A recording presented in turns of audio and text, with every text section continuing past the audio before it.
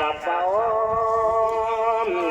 ยาอุกากับเสาเอาอังหัวปัญญามีหลอดข้าในไก่สวงหายสบายเลยอายุนั้นแล้ววันนี้อายุวันนาสุขาพระอายุนั้นในเจ้ายืนยาวมันดอกพันปีกำลวงสัพพะกอสัพพะโศกสัพพะโรคสัพพะภัย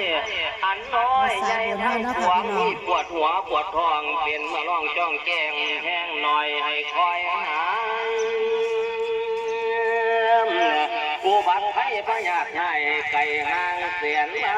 เสียข้าอยู่โผตูผลจงมาเป็นกำแพงแข็งคือเบียดระวังเป็นชัดกังจังว่าวันนั้นผิวพันในปวดพองอย่าได้มองบนเสาไอ้ข่าวเจียงนั้นเจียงมาหาไปทางไหน3 ขั้นจักขั้น3 ขั้นที่มีอันนี้นี่ไม่ลงปูไหนนี่ลงปูไหนแว่งพาไปพาไปต้องแว่งของพาไปเจ้าบุญได้ไปตลาดวันแว่งวันแว่ง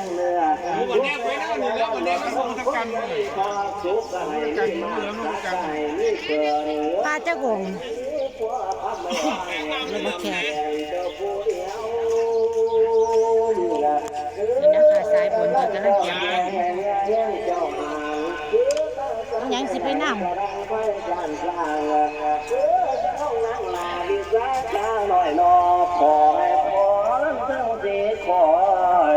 มีสามีนะคะพี่น้อง